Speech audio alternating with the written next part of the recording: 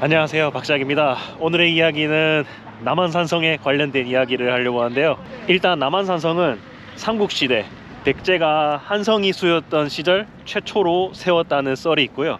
그리고 그 이후 나당전쟁 때 신라가 이곳에 남한산성을 또 쌓았다는 설이 있습니다. 실제로 남한산성 발굴조사 때 신라계 유물이 발견되었다고 하고요. 그 이후 조선시대로 흘러가서 남한산성으로 유명해진 건 그 유명한 병자호란 때죠. 인조 시기 때고요. 이 남한산성이란 영화도 있어서 제가 굉장히 재밌게 봤었는데요.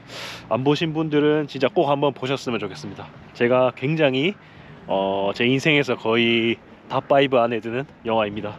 그 영화에서도 배경이 겨울이거든요. 제가 계절에 맞게 아주 잘 온 것 같습니다. 인조가 왕위에 오른 뒤 1623년 중국의 정세가 급변하게 흘러가는데 인조는 광해군과 달리 청나라와의 외교를 단절해버렸습니다. 인조 정권은 친명배금 정책을 시행하였고 청나라는 명나라를 치기 위해서는 조선을 공격하여 일단 후한을 없앨 필요성이 있었습니다.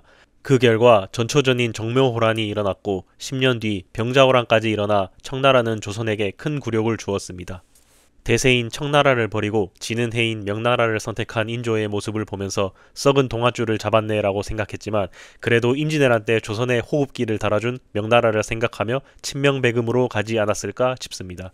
인조가 이제 병자호란 때 강화도로 피신하려고 했는데 실패하고 이곳 남한산성을 임시궁궐로 사용해서 병자호란이 끝날 때까지 머물렀다고 하는데요. 요즘으로 치면 이제 남한산성에서 존버를 한 거죠. 결국 실패하긴 했지만 처음에는 강화도로 가려고 했다는데 강화도가 참 존버하기가 좋은 모양이네요.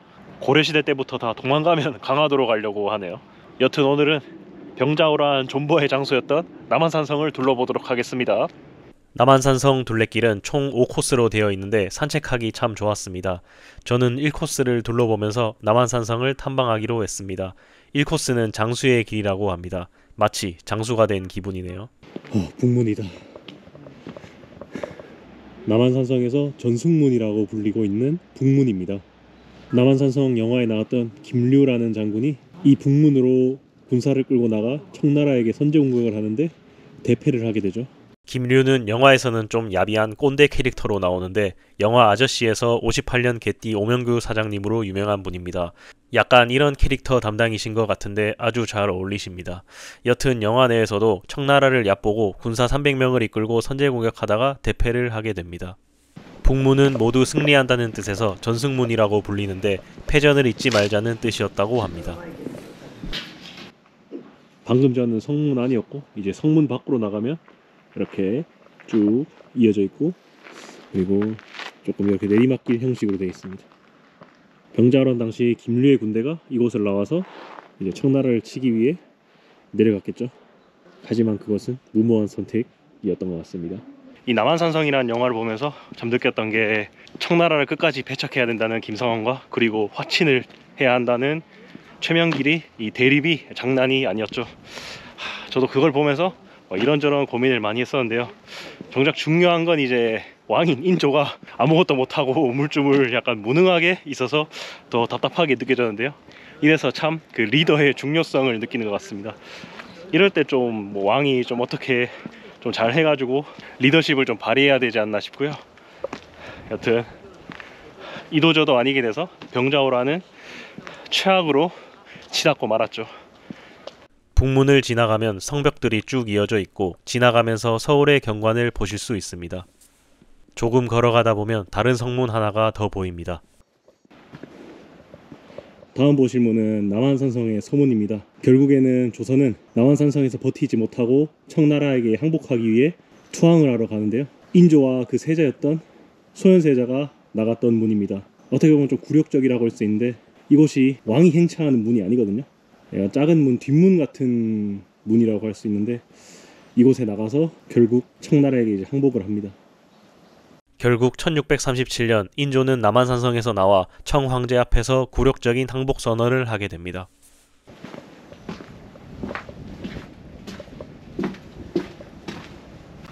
문 입구가 얼마나 작은지 확인해 보았습니다.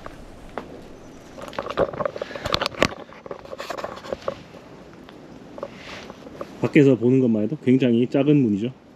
한 2m? 조금 넘는 것 같네요. 문 크기가. 그래도 남한산성의 서문이라 웅장해 보였고 튼튼하게 잘 남아있는 듯 했습니다. 인조가 이 작은 문을 통과해서 이제 청나라에 항복하기 위해 이쪽으로 내려갔는데 얼마나 굴욕적이었을까요? 서문 쪽에서는 롯데타워를 볼 수 있다고 해서 올라가 보았습니다. 나무에 서울의 경관이 좀 가려졌지만 롯데타워는 잘 보이네요. 다음은 남한산성 중심 쪽으로 가 보았습니다. 건물들이 있었습니다. 이곳은 청량당이라는 곳인데 아쉽게도 문은 닫혀 있네요. 약간 신앙처 같은 데고요. 수호장대. 멋있다. 지휘와 관측을 위한 군사적 목적으로 지은 건물입니다. 아무래도 이곳에서 지휘를 해야 되니까 남한산성 중에서 제일 높은 곳에 지었습니다. 원래 수호장대는 단층으로 되어 있었는데 영조 때 2층으로 다시 짓고 수호장대라는 편액을 달았다고 합니다. 현재 2층에는 갈 수 없게 막혀 있는데 2층 내부에는 무망루라는 편액이 달려 있었다고 합니다. 병자호란 때 인조가 겪은 시련과 북벌을 이루지 못하고 승한 효종의 원한을 잊지 말자는 뜻에서 영조가 지었다고 합니다. 1층은 사람들이 앉아서 쉴 수 있는 공간처럼 되어 있습니다. 앞문이다. 오, 약간 개구멍 같은 곳이죠. 비밀 통로라고 하고요. 이 적군이 관측하기 힘든 곳에 설치한 이제 문이죠. 오, 허리를 숙이면서 가니 확실히 개구멍 같은 느낌입니다. 밖으로 나가보면 이제 이런 식으로 되어 있고요. 남한산성 성벽 사이사이에 이런 작은 문들이 여러 개 있다고 합니다. 확실히 앞문이라 굉장히 작은 사람 한 명 정도 나갈 수 있는 그런 문이고요. 성 버리고 이제 도망갈 때 좋은 문이죠. 일명 이제 런치기 좋은 그런 문입니다. 다음 보시는 곳은 남문입니다. 앞서 봤던 서문보다는 훨씬 크죠. 여기가 진짜 남한산성의 정문이고요. 병자호란으로 인조가 처음 남한산성에 들어올 때 이 문을 통해서 들어왔다고 합니다.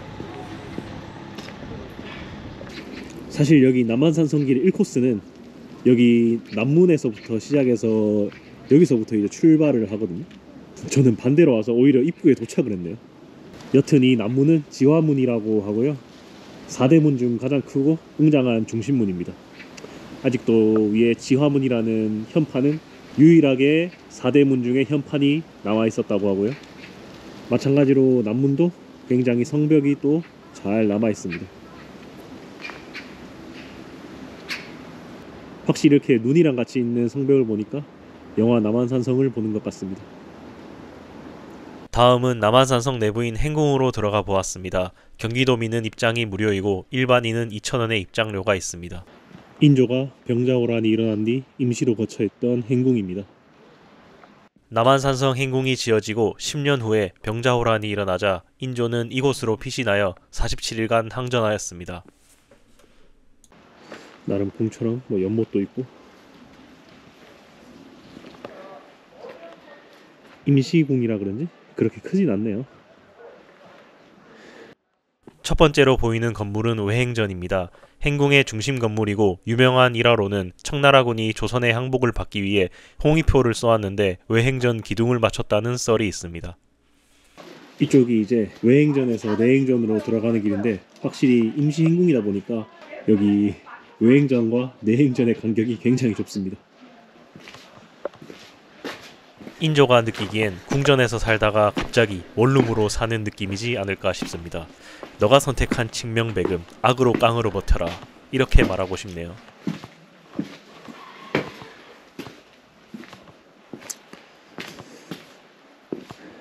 이제 들어오시면 인조가 거처를 했었던 내행전입니다.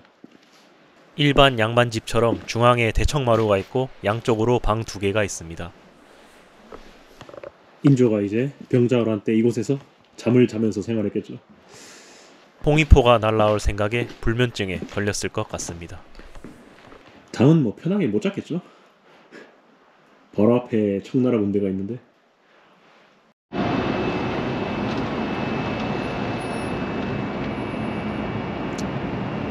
아까 산성에서 보다가 이렇게 바로 앞에서 보게 되네요.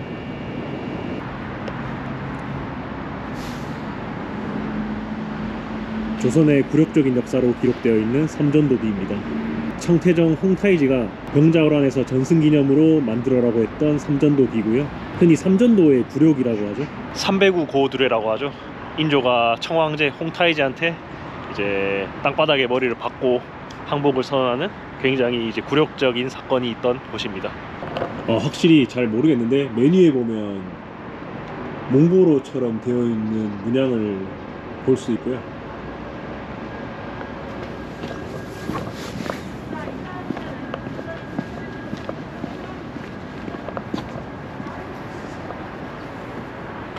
뒤쪽에도 뭐 중간이나 밑은 아무것도 안 적혀 있는 것 같고 위에 한자로 되어 있는 것을 보실 수가 있습니다.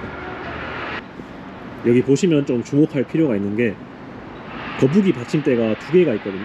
하나는 그리고 이제 비석이 있고 오른쪽은 이제 비석이 없거든요. 이게 어떻게 된 거냐면 처음에 여기서 이제 비석을 만들려고 했는데 생각보다 이제 비석이 작은 거죠. 크기가 여기 보시면 이 왼쪽에 있는 거북이 받침대가 크고 오른쪽에 있는 거북이 받침대가 좀 작거든요. 처음에 이걸 만들었을 때 이제 청나라가 왜 이렇게 작게 만드냐고, 그래서 더 크게 만들어라 요구를 한 거죠. 그래서 이제 여기서 더 크게 딱 보시면 이제 크기가 더 크잖아요. 이렇게 더 크게 이제 비석을 만들어서 이렇게 만들어졌고, 그리고 이 왼쪽에 있는 작은 거북이 받침대는 버려졌죠. 두 번 일하게 만든 거죠. 그래서 이 거북이 받침대는 그냥 버려졌습니다. 오늘은 병자호란과 관련된 남한산성과 그리고 삼전도비까지 둘러봤고요. 남한산성이라고 하면 참 이 굴욕적인 역사밖에 생각이 안 나서 좀 아쉬웠고, 인조가 조금 더 좋은 리더십을 발휘해서 상황을 좀 잘 이겨냈더라면 어땠을까라는 그런 생각도 드네요. 오늘 영상은 여기까지 하고 다음 영상에서 뵙도록 하겠습니다. 시청해주셔서 감사합니다.